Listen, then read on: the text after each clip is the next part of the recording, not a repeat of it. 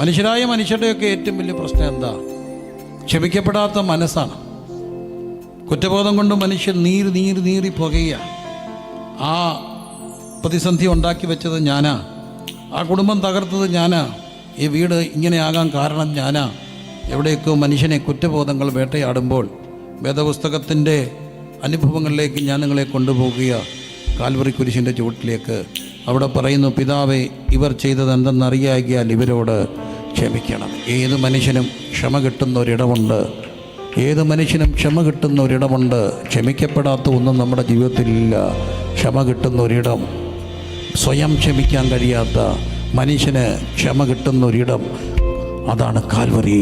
പിതാവേ, ഇവർ ചെയ്തത് എന്തെന്നറിയാകിയാൽ ഇവരോട് ക്ഷമിക്കണമേ. വീണ്ടും ക്രിസ്തുനാഥൻ പറയുകയാണ്, സൈഡിൽ കിടക്കുന്ന ഒരു കള്ളം പറയുന്നു, നീ അങ്ങ് രാജ്യത്വം പ്രാപിച്ചു വരുമ്പോൾ എന്നെ കൂടെ എന്ത് ചെയ്യണമേ? ഓർക്കണമേ. കർത്താവ് പറഞ്ഞു, ഇന്ന് നീ എന്നോട് കൂടെ എവിടെ ഇരിക്കും? പറുദീസയിലിരിക്കും. പറുദീസ എന്നുള്ളത് ഒരു പേർഷ്യൻ സംജ്ഞയാണ്. സുൽത്താന്മാരുടെ കൂടി ഇങ്ങനെ നടക്കുന്ന ഒരു അനുഭവം. ഇതുപോലെ ദൈവത്തിൻ്റെ കരം പിടിച്ചുകൊണ്ട് ദൈവിക ഉദ്യാനത്തിലൂടെ നടക്കുന്ന ഒരു അനുഭവത്തെ ദ്യോതിപ്പിക്കുന്നതാണ് പറുദീസ. കർത്താവ് പറഞ്ഞു, ഇന്ന് നീ എന്നോട് കൂടെ എവിടെ ഇരിക്കും? പറുദീസയിരിക്കും. ആരും ലേറ്റായിട്ടില്ല. ആ മനുഷ്യൻ്റെ മരണത്തിൻ്റെ മുന്നിൽ നിന്നുകൊണ്ടാണ് പറയുക. നമ്മളൊക്കെ ചിലപ്പം പറയും, ക്രൂശിലെ കള്ളനെ പോലെ ഞാൻ അവസാനം രക്ഷപ്പെട്ടാലാം. പക്ഷെ മറക്കരുത് മക്കളെ, ആ കള്ളൻ്റെ ഫസ്റ്റ് ചാൻസ് അവൻ്റെ ലാസ്റ്റ് ചാൻസ് ആയിരുന്നു. ഫസ്റ്റ് ചാൻസ് ചിലപ്പം ലാസ്റ്റ് ചാൻസ് ആകിക്കൂടാന്നുണ്ടോ? ഇല്ല. അതുകൊണ്ട് ഇപ്പോളാകുന്നു രക്ഷാദിവസം, ഇപ്പോളാകുന്നു സുപ്രസാദകാലം. കാൽവറി ദർശനം, കാൽവറിയെ ഞാൻ നിങ്ങളുടെ മുമ്പിൽ എനിക്ക് കിട്ടിയ കൃപയിൽ നിന്നുകൊണ്ട് എളിയവനായി ഞാൻ എല്ലാ ബലഹീനതകളോടും വരച്ച് കാട്ടുകയാണ്. പിതാ, ഇന്ന് നീ എന്നോട് കൂടെ എവിടെ ഇരിക്കും? പറുദീസയിരിക്കും. വീണ്ടും ക്രിസ്തു ക്രൂശിലേക്ക് താഴോട്ട് നോക്കി. അവിടെ യേശുവിൻ്റെ അമ്മ നിൽക്കുന്നു. അമ്മയെ നോക്കിക്കൊണ്ട് കർത്താവ് പറയുന്നു, ഇതാ നിൻ്റെ അമ്മ എന്ന് പറയുന്നു. യോഹന്നാനോട് പറയുകയാണ്, നിൻ്റെ അമ്മ യോഹന്നാനെ വിളിക്കുന്നു, മകനെ ഇന്ന്. എന്നിട്ട് താഴോട്ട് നോക്കിയ ദൗത്യങ്ങൾ ചെയ്യുകയാണ്. ക്രൂശ് നമ്മളെ പഠിപ്പിക്കുന്ന ഒരു കാര്യമുണ്ട്. യേശുവിന് ജന്മം കൊടുത്ത അമ്മ ചവിട്ടി നിൽപ്പുണ്ട്. 33കാരനായ മകൻ മരിക്കുകയാണ്. അമ്മയുടെ കാര്യം ആര് നോക്കും? ക്രൂശ് നമ്മളെ പഠിപ്പിക്കുന്നത് ദൗത്യങ്ങൾ ഓടി വിളിക്കാനല്ല, ദൗത്യങ്ങളിലേക്ക് അടുപ്പിക്കുന്ന, ഈ ഭൂമി ചെയ്യേണ്ട സകല ദൗത്യങ്ങളും ചെയ്യുവാൻ നമ്മളെ പ്രാപ്തരാക്കുന്ന ഒന്നാണ് ക്രൂശ്. നിൻ്റെ അമ്മ പാട്ട്, അമ്മയേക്കണം. ക്രൂശിതം മരിക്കുക തൊട്ട് മുമ്പ് അമ്മയെ നോക്കി പറയുക, ഇതാ നിൻ്റെ അമ്മ. എന്തിനായിരിക്കാം? ഒരു പക്ഷേ അത് കഴിഞ്ഞ് മരണമൊക്കെ കഴിഞ്ഞ് യെരൂശലേമിൽ പെന്തക്കോസ്താ തിരുനാൾ വരുമ്പോൾ യേശുവിൻ്റെ അമ്മ അവിടെ ഇല്ലെങ്കിൽ എന്ത് സംഭവിക്കും? അതുകൊണ്ട് അവിടെ കാണണ്ടേ. ആ കാണണമെങ്കിൽ അവിടെ ചെല്ലണ്ടേ. ചെല്ലാൻ വേണ്ടി അമ്മ യെരൂശലേം വിട്ടുപോയാൽ എന്ത് ചെയ്യും? അതുകൊണ്ട് തന്നെ യോഹന്നാനെ ഏൽപ്പിക്കുകയാണ്. യോഹന്നാനെ അമ്മയെ ഏൽപ്പിച്ചിട്ട് മരിക്കുന്ന ക്രിസ്തു. യോഹന്നാനെ അമ്മയെ ഏൽപ്പിച്ചിട്ട് മരിക്കുക. സ്വന്തം അമ്മയോടുള്ള ദൗത്യം ചെയ്യാതെ ക്രിസ്തുവിന് പോകാൻ കഴിയില്ല. ഞാൻ കണ്ടിട്ടുണ്ട് ഒരു ചെറുപ്പക്കാരൻ. ആ ചെറുപ്പക്കാരൻ യാതൊരു വിധമായ ദുശീലങ്ങളും ഉള്ളൊരു മനുഷ്യനല്ല. പക്ഷേ ഒരു ദിവസം അവരുടെ വീട്ടിൽ നിന്ന് എനിക്കൊരു കോള്. നിരന്തരമായി സിഗരറ്റ് വലിക്കിട്ട് ഉറങ്ങാതിരിക്കുകയാണ്. ചെയിൻ സ്മോക്കറായിട്ട് മാറി 2-3 ദിവസങ്ങളായിട്ട് ഇങ്ങനെ മുറിയിൽ നിറങ്ങാതെ വലിച്ച് ഉറക്കമില്ലാതെ കണ്ണും തുറന്നിരിക്കുക. ഞാൻ ഈ ചെറുപ്പക്കാരനെ കാണാൻ വേണ്ടി പോയി. അവരുടെ വീട്ടുകാർ പറഞ്ഞ പ്രകാരം ഞാൻ അദ്ദേഹത്തോട് സംസാരിച്ച്, എന്താ സംഭവിച്ചേ? എന്തു പറ്റി? ഇതുവരെയും ഒരു ദുശീലങ്ങളും ഇല്ലാത്ത നിങ്ങൾക്ക് എന്തു പറ്റി? അദ്ദേഹം നല്ലൊരു മനുഷ്യൻ. പക്ഷെ അദ്ദേഹം പറഞ്ഞു, അമ്മ കുറേ നാളായിട്ട് തളർന്ന് കിടക്കുക. അപ്പോൾ അമ്മ രാത്രി ഇങ്ങനെ വിളിക്കുമ്പോൾ ഇയാൾ അടുത്ത് കിടപ്പുണ്ട്. അപ്പോൾ ചുമ്മാ അമ്മ വിളിക്കും. അത് സത്യമാണ്. വയ്യാതെ ഉറക്കം കിടക്കും, മോനെ വന്നേടാ, തിരിച്ച് കിടത്തിക്ക്, മറിച്ച് കിടത്തിക്ക്, കാലൊന്ന് വലിച്ച്, കാലൊന്ന് തിരുമ്മിക്ക്, കാല് കോച്ച് വിളിച്ച് ഒന്ന് വിരളെ പിടിച്ച്. പലവട്ടം വിളിച്ചപ്പോൾ അവൻ പറഞ്ഞു അവനും രാവിലെ ജോലിക്ക് പോകണ്ടേ. അവൻ ആ ദേഷ്യത്തിൽ ദണ്ണത്തിൽ പറഞ്ഞ്, തള്ളായി കിടന്ന് ഇനിയും വിളിക്കുക, അണ്ണാക്ക് ഞാൻ തുണി കുത്തിക്കയറ്റുമെന്ന് പറഞ്ഞു. അന്ന് വെളുപ്പിനെ അമ്മ മരിച്ചുപോയി. കണ്ണടയ്ക്കുമ്പോൾ അവൻ കേൾക്കുന്നത് മോനെ എന്നുള്ള വിളി. മോനെ ഉറങ്ങാൻ ഒക്കുന്നില്ല. കുറ്റബോധം വേട്ടയാടുക. പക്ഷേ ഈ കുറ്റബോധം ഇല്ലാതിരിക്കാൻ കുരിശിൻ്റെ ചുവട്ടിൽ ചെല്ലുമ്പോൾ എന്താ സംഭവിക്കുക? ഈ ഭൂമി ചെയ്യേണ്ട സകല ദൗത്യങ്ങളും ചെയ്യാനുള്ളൊരു ശക്തി കിട്ടും. നിൻ്റെ അമ്മയെ നോക്കണം. അമ്മയെ ഏൽപ്പിച്ചിട്ട് പോവുകയാണ്. കണ്ടോ? അമ്മയെ ഏൽപ്പിച്ചിട്ട് പോവുകയാണ്. ഞാൻ രണ്ടിനും സാക്ഷ്യം വഹിച്ചിട്ടുണ്ട്. അമ്മയെ ഏൽപ്പിച്ചിട്ട് പോകുന്ന യേശു. ഒരു വട്ടം ഈ തിരുവനന്തപുരത്തിന് അങ്ങ് തെക്കുള്ള ഒരു സഹോദരൻ ഞങ്ങളുടെ നാട്ടിൽ, അങ്ങ് തമിഴ്നാട്ടിലാണ്. ഇതുവഴി ഇങ്ങനെ പോകണം, പറശാലയൊക്കെ കഴിഞ്ഞ് അങ്ങ് പോകണം. അപ്പോൾ അദ്ദേഹം ഒരു മോനേ ഉള്ളൂ. അമ്മ മരിച്ചുപോയി എന്ന് കേട്ടു. അങ്ങ് കേട്ടപ്പോൾ ഇദ്ദേഹം വല്ലാതെ സങ്കടപ്പെടുന്നു. അപ്പോൾ ഞാൻ പറഞ്ഞു, ഒത്തിരി വർഷം മുമ്പ് ഞാൻ പറഞ്ഞു, സഹോദര താങ്കൾ ഒറ്റയ്ക്ക് പോകേണ്ട, ഞാനിവിടെ കൂടെ വരാം. അങ്ങനെ ഞങ്ങൾ രണ്ടും കൂടെ തൻ്റെ അമ്മയെ കാണാൻ വേണ്ടി പോവുകയും അമ്മ മരിച്ചു എന്നുള്ള വാർത്ത കേട്ട് ഇദ്ദേഹം ഒറ്റയ്ക്ക് പോകലിലൊന്നും വെച്ചുകൊണ്ട് തൻ്റെ വണ്ടിയെ ഞാനും കൂടെ പോയി. വീടെടുത്തു. മരിച്ചു എന്നുള്ള വെളുപ്പിനെ ഞങ്ങൾ ചെല്ലുക. പക്ഷേ ഞങ്ങൾ വീട്ടിൽ ചെല്ലുമ്പോൾ വീടിൻ്റെ ആ സൈഡിലും തിണ്ണയിലും റോഡിലും ഒക്കെ ആൾക്കാരുണ്ട്. മരണ വീട് പോലുള്ള ഒരു പ്രതീതി. പക്ഷേ ഇറങ്ങിയപ്പോൾ ഒരു അത്ഭുതം. ഒരാൾ ഓടി വന്നിട്ട് ഒരു തമിഴ് മലയാളത്തികളോട് പറയുന്നു, നീ ഓടിച്ചെല്ല, നിന്നെ നോക്കി കിടക്കുക, പെട്ടെന്ന് ചെല്ലടാ. ഞാൻ ചോദിച്ചപ്പോൾ മരിച്ചില്ലേ? ചെല്ലവൻ പെട്ടെന്ന് ചെന്നപ്പോൾ അമ്മ ഇങ്ങനെ കിടപ്പുണ്ട്, മരിച്ച പോലെ കിടക്കുക. ചുറ്റും ഇരുന്ന ആൾക്കാർ പാട്ട് പാടുന്നു. CSIക്കാരാണ്. അവർ പാട്ട് പാടുന്നു, പ്രാർത്ഥിക്കുന്നു, വേദപുസ്തകം വായിക്കുന്നു. കുറേ സഹോദരിമാരെല്ലാം ചുറ്റും ഇരിപ്പുണ്ട്. പക്ഷെ സൂക്ഷിച്ച് നോക്കിയപ്പോൾ അമ്മയുടെ തൊണ്ടക്കുഴിയിൽ അനക്കമുണ്ട്. എൻ്റെ കണ്ണിന് ഞാൻ ഒരു കാഴ്ച കണ്ടു. ഈ മകൻ അമ്മയുടെ സൈഡിൽ നിന്ന് മുട്ടുകുത്തി അമ്മയുടെ തലയൊക്കെ ഇങ്ങനെ ചേർത്ത് പിടിച്ച് ചെവി സ്വകാര്യം പറഞ്ഞു, അമ്മ അപ്പനെ ഞാൻ കൊണ്ടുപോയിക്കോളാം, നോക്കിക്കോളാം. ഈ അമ്മ കണ്ണു തുറന്ന് ഈ മോനെ നോക്കി. 2 തുള്ളി കണ്ണീര് ടപ്പെ അടച്ചു. മോനെ കാത്തു കിടക്കുക. ആരെയാ? അപ്പനെ ഏൽപ്പിക്കാൻ. ഇതുപോലെ ക്രൂശ് അമ്മയെ ഏൽപ്പിച്ചിട്ട് പോകാൻ വേണ്ടി നോക്കിയിരിക്കുക. അമ്മയെ ഏൽപ്പിച്ചിട്ട് പോകാൻ വേണ്ടി. എന്നാൽ ഞാൻ മറ്റൊരു കാര്യത്തിന് സാക്ഷ്യം വഹിച്ചു. മറ്റൊരു കാര്യത്തിന് ഒരേ ഒരു മോനുള്ള ഒരമ്മ, കുറേ പെൺമക്കളും. ഈ മോനും അമ്മയും തമ്മിൽ പ്രശ്നം എന്നാന്ന് ചോദിച്ചാൽ സ്വത്തിൻ്റെ വഴക്കാണ്. അമ്മ മോന് സ്വത്തെല്ലാം ധാരാളം സ്വത്തുണ്ട്, സ്വത്തെല്ലാം എഴുതി കൊടുത്തെല്ലാം കഴിഞ്ഞിട്ട് ഈ മോൻ അമ്മയ്ക്ക് പൈസ അയക്കുന്നൊന്നും ഇല്ലെന്നാണ് അമ്മയുടെ വേർഷൻ. ഏതായാലും അമ്മയും മോനും കൂടെ അകന്നു. അപ്പോൾ അമ്മ കുറച്ച് ആവശ്യം വന്നപ്പം അമ്മ എവിടെ താമസിക്കുക, അമ്മ കുറച്ച് തേക്ക് വെട്ടിവിറ്റു. ഈ മോൻ വന്ന് കേസ് കൊടുത്തു, അമ്മ തേക്ക് വെട്ടിവിറ്റില്ലേ. പോലീസ് വന്നപ്പോൾ ഈ അമ്മ ചോദിച്ചു, എന്താ സാറേ? അമ്മ ഇന്നാരാണോ നിങ്ങൾ? ആണ്. നിങ്ങളുടെ പേര് കേസുണ്ട്. എന്തിന്? തേക്ക് വെട്ടിയോ? വെട്ടി. ആരുടെ തേക്ക്? എൻ്റെ തേക്ക്. ടെക്നിക്കലി അല്ലമ്മ, അവൻ്റെ പേരിൽ എഴുതി കൊടുത്തു. അപ്പോൾ അതാരുടേതാ? മോൻ്റേതാ. അവകാശമില്ലാതെ വെട്ടിയോ? എന്തിനാ വെട്ടിയേ? SI അമ്മാൻ ചോദിച്ചു. അവർ പറഞ്ഞു, എൻ്റെ പൊന്നെ അമ്മാനെ, മരുന്ന് മേടിക്കണ്ടേ, കാര്യങ്ങൾ നടക്കണ്ടേ, ഞാൻ ജീവിക്കണ്ടേ, ഞാൻ വെട്ടി. അമ്മാൻ കുറേ നേരം നോക്കിയിട്ട് ചോദിച്ചു, ഇനി എത്ര തേക്കൂടെ ഉണ്ട്? 5-6 ഉണ്ട്. തള്ളേ, ഒരു കാര്യം ഞാൻ പറഞ്ഞേക്കാം, മൊത്തം വെട്ടി വിറ്റോണോ? ഇല്ല, ഞാൻ നിങ്ങളെ പിടിച്ച് തൂക്കിയെടുത്തിടുമെന്ന് പറഞ്ഞു. മൊത്തം വെട്ടി. അതുകൊണ്ട് ഞാൻ എല്ലാവരും പറയും, മൊത്തം ഒന്നും വെച്ചേക്കരുത്, ചുമ്മാ വെട്ടി അടിച്ച് പൊളിക്കണം, വെച്ചിട്ട് ഒരു കാര്യമില്ല കേട്ടോ, പൊക്കോളം പറഞ്ഞു. പക്ഷേ ഈ മോൻ പിന്നെ വിളിച്ചിട്ടില്ല അമ്മേ. ഈ അമ്മയ്ക്ക് കണ്ണിന് ക്യാൻസർ വന്നു. ഓരോ ദിവസവും അമ്മ ചോദിച്ചു, കണ്ണിന് ക്യാൻസർ വന്നപ്പം മോനെ വിളിക്കണം. ഞാൻ വിളിച്ചു, പലരെയും കൊണ്ട് വിളിപ്പിച്ചു. ഈ എളിയദാസം വിളിപ്പിച്ചു.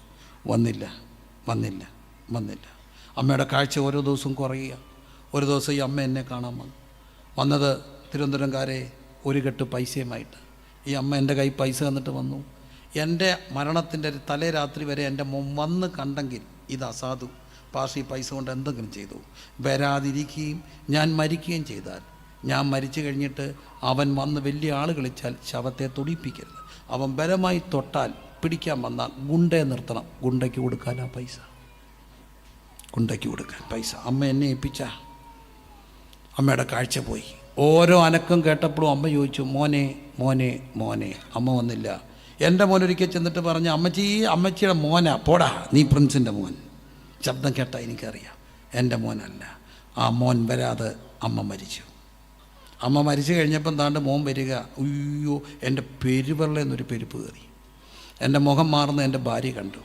എൻ്റെ ഭാര്യ, എനിക്ക് ഈ സഹോദരിമാരെ ചിലപ്പോൾ ഇഷ്ടം, പെൺവാക്ക് കേൾക്കുന്നതും പെരുവഴിയിലാണെങ്കിലും ചിലപ്പോൾ ഇവളുമാർ പറഞ്ഞാൽ കേൾക്കണം. ചിലപ്പോൾ അച്ചട്ടായി ഇവർ പറയുന്നു കേട്ടോ. ചിലപ്പോൾ പറയത്തില്ല, ആ മനുഷ്യനെ വിശ്വസിക്കാൻ കൊള്ളരുതെന്ന് പറഞ്ഞാൽ 50% സത്യമായിരിക്കും, കുരുക്കായിരിക്കും. ഏതായാലും എൻ്റെ ഭാര്യ എന്നോട് മുഖം മാറുന്നു. ഇന്ന് ഇവിടെങ്ങാണ് ഈ മനുഷ്യനെ ഇവിടെ കിടന്ന് വല്ലതും ഷോ കാണിച്ചെങ്കിൽ ഞാൻ ഇട്ടേച്ചെൻ്റെ വീട്ടിൽ പോകും. അങ്ങ് കോഴിക്കോടാ, പോയാൽ പിന്നെ വരാൻ പാടാ. ഞാൻ ചോദിച്ചു, ഞാൻ പിന്നെ എന്തോ പ്രസംഗിക്കണം? അവളെന്നോട് പറഞ്ഞു, 1 കൊരിന്ത്യർ 15 അങ്ങ് വായിച്ചാൽ മതി, വേറെ ഒന്നും പറയണ്ട. എന്നാലും ഞാൻ എൻ്റെ ജീവിതത്തിൽ നല്ലൊരു പ്രസംഗം ചെയ്തു. എല്ലാ മലയാളികളും പാടും. മോള് തന്നെയല്ല, എന്തോ പാട്ടായിരുന്നു, എൻ്റെ പൊന്നു കൊച്ചേ, എന്തോ പാട്ടായിരുന്നു, നല്ല പാട്ടായിരുന്നു. അപ്പോൾ എന്നാലും എല്ലാ മലയാളിയും പാടത്തില്ലേ മക്കളെ? എപ്പോഴാണ് പാടുന്നറിയാം? കുളിക്കാൻ കയറിയിട്ട് പുക്കളെ സോപ്പിട്ട് ഇങ്ങനെ ഒരസുമ്പം, അയ്യേയോ പുക്കളെ സോപ്പിട്ട് ഉരക്കുമ്പോഴാണ് പാട്ട് വരുന്നത്. ആരെയും എന്തോ പാട്ടാ, സരിഗമ എല്ലാം വരും. പുക്കളെന്താ ഓർക്കാനാ? ആരെ ഓർക്കാനാ പുക്കള്? അമ്മയെ ഓർക്കാനാ. 9 മാസം അവിടെ ആയിരുന്നു അമ്മ. നമ്മൾ കഴിച്ചില്ല കുടിച്ചില്ല, എല്ലാം ആരാ ചെയ്തത്? അമ്മയെ ഓർക്കാനല്ലേ.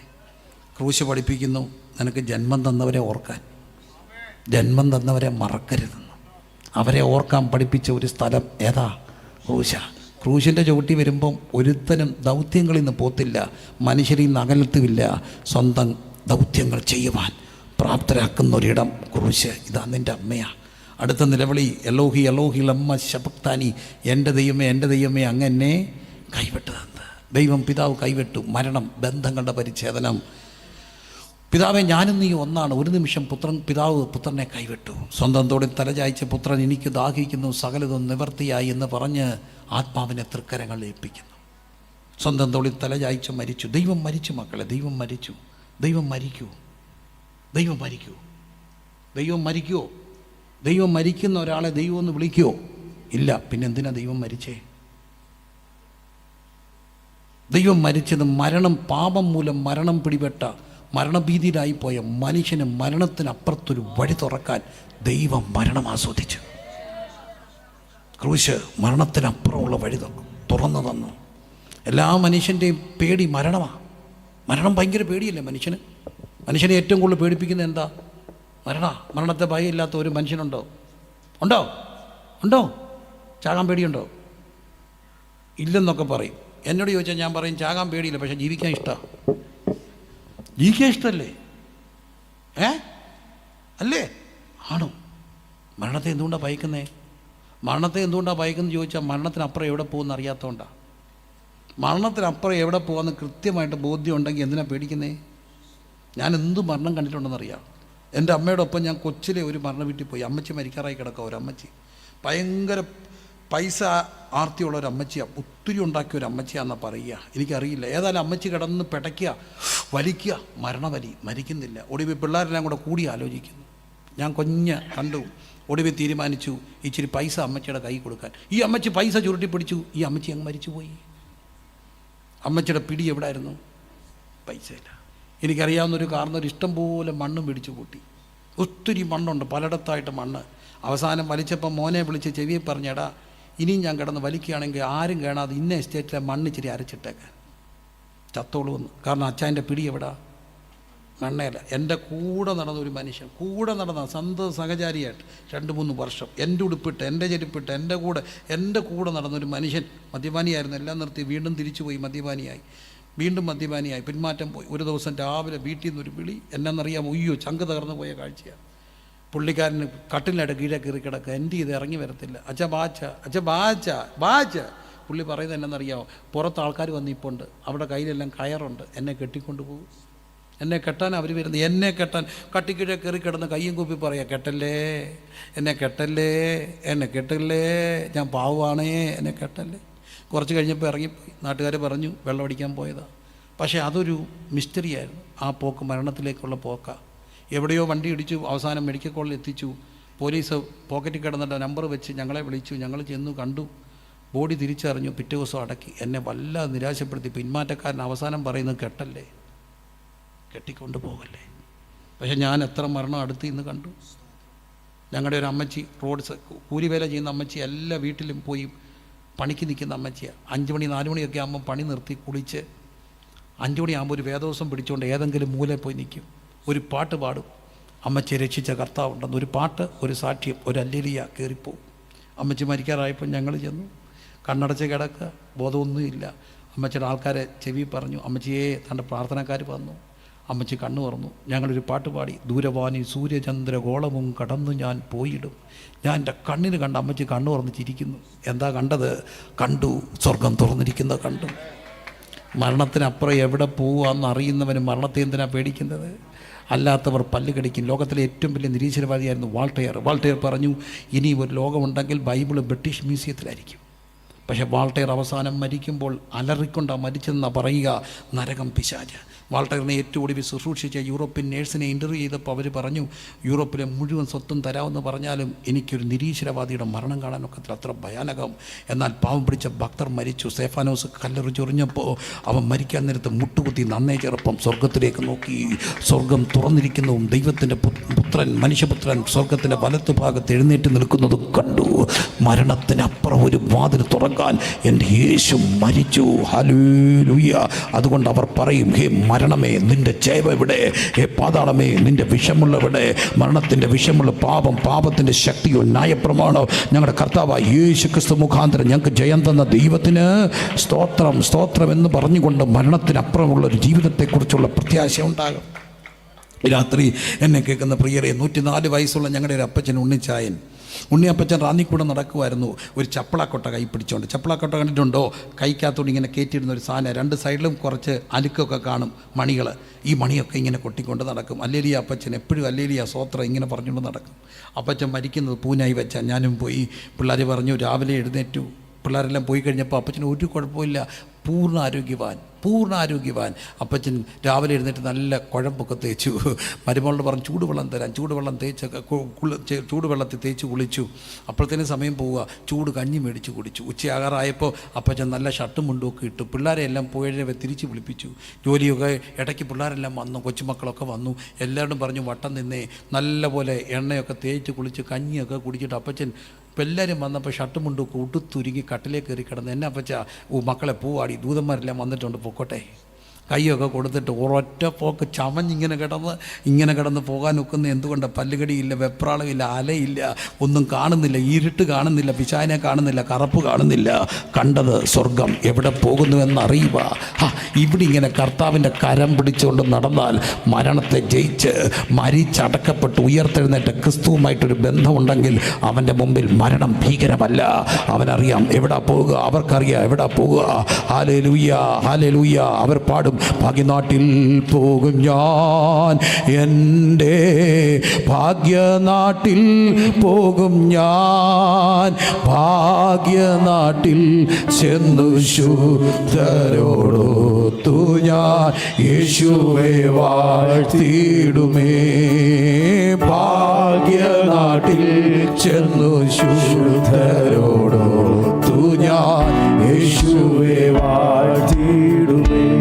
ഈ അവസ്ഥ ഉണ്ടാകണമെങ്കിൽ നമുക്ക് വേണ്ടി ശിക്ഷയേറ്റ, നമുക്ക് വേണ്ടി ക്രൂശുമരണം വഹിച്ച കർത്താവുമായിട്ട് വ്യക്തിപരമായൊരു ബന്ധം. അതെന്താ? കർത്താവിനെ ഹൃദയത്തിൽ സ്വീകരിച്ച്, ഹൃദയം കൊണ്ട് യേശുവിനെ വിശ്വസിച്ച് വായ് കൊണ്ട് ഏറ്റുപറഞ്ഞ്, കർത്താവെ ഞാൻ പാപിയാണെന്ന് പറഞ്ഞ് അവിടുത്തെ പുത്രൻ്റെ രക്തത്താൽ കഴുകപ്പെട്ട ഒരു നിമിഷം.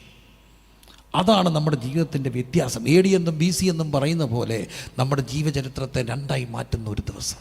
ഞാൻ നിങ്ങളോട് ചോദിച്ചോട്ടെ, അങ്ങനെ ഒരു ദിവസം ഓർമ്മയിലുള്ളവർ, എന്ത്? ഞാൻ പാപിയ കർത്താവേ, എൻ്റെ ഹൃദയത്തിലേക്ക് അങ്ങ് വരണമേ, അങ്ങയുടെ രക്തം കൊണ്ട് എൻ്റെ പാപത്തെ കഴുകണമേ, ഞാൻ അങ്ങേ എൻ്റെ ഹൃദയത്തിൽ സ്വീകരിച്ചെന്നോ പറഞ്ഞ ഒരു ദിവസം ഓർമ്മയുണ്ടോ? നിങ്ങൾ ഭാഗ്യവാന്മാരാണ്. അങ്ങനെ ഒരു ദിവസം ഓർമ്മയുള്ളവർ ഒന്ന് കര ഉയർത്താമോ? ആ ഒരു ദിവസം ഓർമ്മയുള്ളവർ. ആ കുഞ്ഞെ, ആ ഒരു ദിവസം ഓർമ്മയില്ലെങ്കിൽ ഇതാകുന്ന രക്ഷാ ദിവസം. എന്ത് പറയണം? കർത്താവെ ഞാൻ അങ്ങയെ സ്വീകരിക്കുക, എൻ്റെ ഹൃദയത്തിലേക്ക് ഞാൻ അങ്ങയെ സ്വീകരിക്കുക. ആ കർത്താവിന് ഹൃദയം കൊടുക്കണം. കർത്താവ് വസിക്കാൻ ഇഷ്ടപ്പെടുന്നത്, മലയാളത്തിൽ ചൊല്ലുണ്ട്, ഗാത്രത്തിലിരിക്കുന്ന ദേവനെ അറിയാതെ ക്ഷേത്രത്തിന് വലം വെക്കുന്ന വൃത. ഗാത്രത്തിലാണ് ദേവനിരിക്കുക, ഗാത്രം ശരീരത്തിലിരിക്കുന്ന. ഞാൻ നിൻ്റെ ശരീരം എൻ്റെ മന്ദിരമാണ്. നമുക്ക് വേണ്ടി മരിച്ച കർത്താവിന് ഹൃദയം കൊടുത്ത് ഈ ശരീരമാകുന്ന ദേവാലയത്തിൻ്റെ ആ ശ്രീകോവിലാകുന്ന മനസ്സിനകത്തേക്ക് കർത്താവിനെ പ്രതിഷ്ഠിക്കാൻ കഴിഞ്ഞാൽ നീ ഭാഗ്യവാനാ കുഞ്ഞെ. അങ്ങനെ ഒരു വ്യക്തിപരമായ അനുഭവം ഇല്ലെങ്കിൽ ഇന്ന് ഈ രാത്രി ഇങ്ങനെ പ്രാർത്ഥിക്കുക, യേശുവേ എൻ്റെ ഹൃദയത്തിലേക്ക് വരണമേ, ഞാൻ അങ്ങേ എൻ്റെ രക്ഷകനും കർത്താവുമായി സ്വീകരിക്കുന്നു, എൻ്റെ ഹൃദയം അങ്ങയ്ക്ക് വേണ്ടി നൽകുന്നു. 2, ആ രക്ഷിക്കപ്പെട്ടവരെന്ത് ചെയ്യണം? അവർ കർത്താവിനെ ജലത്തിൽ സാക്ഷിക്കണം. ക്രിസ്തു മരിച്ചു എന്നുള്ളത് യാഥാർത്ഥ്യമാണ്. നമ്മൾ ഇഷ്ടപ്പെട്ടാലും ഇഷ്ടപ്പെട്ടെങ്കിലും കർത്താവ് മരിച്ച കർത്താവ് ഇനി വീണ്ടും വരും, നമ്മെ ചേർക്കാൻ. മരിച്ചവർ അക്ഷയരായി ഉയർക്കും. ലോകം അതിനുവേണ്ടി കാത്തിരിക്കുന്നു. ലോക സംഭവങ്ങൾ അത് വിളിച്ചു പറയുന്നു. അങ്ങനെയെങ്കിൽ ഞാൻ നിങ്ങളോട് ചോദിച്ചോട്ടെ, യേശു നമുക്ക് വേണ്ടി മരിച്ചത് എങ്ങനെ നമ്മുടെ മരണമാക്കാം? യേശു നമുക്ക് വേണ്ടി മരിച്ചു. How can you identify with Jesus in his death? യേശുവിൻ്റെ മരണം നമ്മുടെ മരണമായാലേ യേശുവിൻ്റെ ഉയർപ്പ് നമ്മുടെ ഉയർപ്പാകത്തുള്ളൂ. എങ്ങനെ യേശുവിൻ്റെ മരണം നമ്മുടെ മരണമാകാം? റോമർ 6 പറയുന്നു, അങ്ങനെ സ്നാനത്തിൽ നിങ്ങൾ അവനോട് കൂടെ കുഴിച്ചിടപ്പെട്ടു. അവൻ്റെ മരണത്തിൻ്റെ സാദൃശ്യത്തോട് ഏകീഭവിച്ചെങ്കിൽ പുനരുത്ഥാനത്തിൻ്റെ സാദൃശ്യത്തോട് ഏകീഭവിക്കും. സ്നാനം വലിയൊരു അനുഭവമാണ്. എന്തിനാ? യേശുവിൻ്റെ മരണത്തോട് ചേരാനാ. യേശുവിൻ്റെ മരണത്തോട് ചേരാനാ. പാവം പിടിച്ച ഒത്തിരി ദൈവമക്കളെ കളിയാക്കി കല്ലെറിഞ്ഞു. എന്തിനാണെന്നറിയാമോ? അവർ സൈഡിൽ കൂടെ ചെണ്ടയും കൊട്ടി പോയി, തമ്പറടിച്ചുകൊണ്ട് പോയി. പാനം ചെയ്യുവാൻ കഷ്ടതയിൽ പാനപാത്രം അവൻ കൂടെ സ്നാനമേൽപ്പാൻ കൃപ നൽകി പ്രീതിയായവൻ പലപ്പോഴും പോയപ്പോൾ അവരെ കല്ലെറിഞ്ഞു. അവർ വെള്ളത്തിൽ ഇറങ്ങിയപ്പോൾ അവരെ ഓടിച്ചു കയറ്റു. പ്രിയമുള്ളവരെ, ഒരു കാര്യം, എന്തിനാ അവർ സ്നാനമേറ്റത്? യേശുവിൻ്റെ മരണത്തോട് അനുരൂപപ്പെടുകയായിരുന്നു. ലോകത്തോട് വിളിച്ചു പറഞ്ഞ് എൻ്റെ യേശു എനിക്ക് വേണ്ടി മരിച്ചു, ആ മരണം എൻ്റെ മരണമാണ്. പരസ്യമായി ആ മരണത്തെ അംഗീകരിച്ചു. അതിൻ്റെ പേരാ സ്നാനം. എന്തിനാണ് ഇന്ത്യയുടെ ഇന്ന് ഇത്രയും വലിയ പ്രശ്നം? സ്നാനപ്പെടുമ്പോൾ സ്നാനപ്പെട്ടതിൻ്റെ പേരിൽ, സ്നാനപ്പെട്ടതിൻ്റെ പേരിൽ, മതപരിവർത്തനത്തിൻ്റെ പേരിൽ എന്തുമാത്രം പേര് ജയിലിൽ കിടപ്പുണ്ട്. എന്തിനാ സ്നാനത്തോട് ഇത്ര പ്രശ്നം ഉണ്ട്?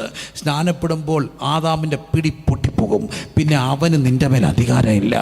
മരണത്തിന് നിന്നെ പിടിച്ചു വെക്കാൻ കഴിയത്തില്ലെന്ന് അറിയാവുന്നത് കൊണ്ട് വിടാതെ ടഗോഫാറ, സ്നാനത്തിന് മുമ്പിലായി ടഗോഫാറിൻ്റെ വലിയ പിടിവലി നടക്കും സ്നാനത്തിന് മുമ്പ്. എന്തുകൊണ്ടാണ്? വിടത്തില്ല. എന്നാൽ അതിനെ ഒന്ന് ജയിച്ചിട്ട് യേശുവിൻ്റെ മരണത്തോട് പരസ്യമായി യേശുവെ അങ്ങനെക്ക് വേണ്ടി മരിച്ചു എന്ന് പറഞ്ഞാൽ സ്വർഗം ദൂതന്മാരുടെ മുമ്പാകെ നിന്നെക്കുറിച്ചും സാക്ഷിക്കോ, ഇവൻ എൻ്റെ പ്രിയപുത്രൻ, ഇവൻ എൻ്റെ പ്രിയപുത്രി, ഇവളിൽ ഞാൻ പ്രസാദിച്ചിരിക്കുന്നു. ഇന്ന് എന്നെ കേൾക്കുന്ന പ്രിയപ്പെട്ടവരെ, സ്നാനം ഒരു യാഥാർത്ഥ്യം. ഞാൻ പലപ്പോഴും ഈ ദിവസങ്ങളിൽ പറയാറുണ്ട്, ഞങ്ങളുടെ അവിടെ സ്നാനം നടന്നപ്പോൾ ഒത്തിരി പേർ സ്നാനപ്പെട്ടു. എന്നാൽ അന്നൊരു കുട്ടി രക്ഷിക്കപ്പെട്ടു, കൃപാവരങ്ങളാൽ നിറയപ്പെട്ടു. സുന്ദരിയായ ഒരു കൊച്ചു പെൺകുട്ടി അവിടെ സ്നാനപ്പെടാൻ വേണ്ടി ആഗ്രഹിച്ചപ്പോൾ അവിടെ അമ്മ പറഞ്ഞു സ്നാനപ്പെടേണ്ട. കാരണം ഉന്നത കുലജാതരായിരുന്ന പള്ളി ബന്ധങ്ങളുണ്ടായിരുന്നു. അവർ പറഞ്ഞു, കുട്ടി നീ ഇപ്പം സ്നാനപ്പെട്ടാൽ നിനക്ക് ചിലപ്പോൾ നല്ല കല്യാണം കിട്ടില്ല. അതുകൊണ്ടൊരു കാര്യം ചെയ്യാൻ, കുറച്ചാളുടെ വെയിറ്റ് ചെയ്യുക. പള്ളിയിൽ നിന്ന് നല്ല കല്യാണം വന്നാൽ അവിടെ കെട്ടിക്കുക. അതല്ല, പെന്തക്കോസിൽ നല്ല കല്യാണം വന്നാൽ അപ്പം മുക്കി കെട്ടിക്കുക. അതുകൊണ്ട് ഇപ്പം സ്നാനപ്പെടണ്ട. കാലം മുമ്പോട്ട് പോയി, വർഷങ്ങൾ മുമ്പോട്ട് പോയി. പെൺകുട്ടിക്ക് ഏറെ പ്രായമായി.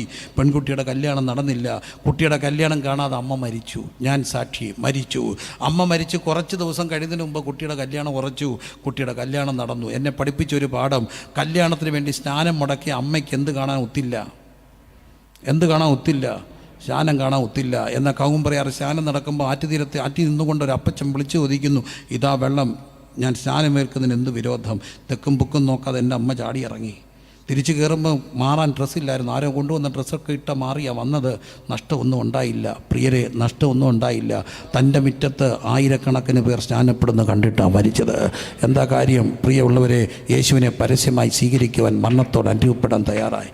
ഇന്ന് വരെയും സ്നാനപ്പെട്ടിട്ടില്ലെങ്കിൽ ഇത് രാത്രി വളരെ കൃത്യവും വ്യക്തമായി ദൈവജനം പറയുന്നു, വിശ്വസിക്കുകയും സ്നാനമേൽക്കുകയും ചെയ്യുന്നവൻ രക്ഷിക്കപ്പെടും, വിശ്വസിക്കാത്തവൻ ശിക്ഷാവിധിയിലാകപ്പെടും. വിശ്വസിച്ച് ഇതാ വെള്ളം, ഞാൻ സ്നാനമേൽക്കുന്നതിന് എന്ത് തടസ്സം? നീ പൂർണ്ണ ഹൃദയത്തോടെ വിശ്വസിക്കുന്നുവെങ്കിലാകാം.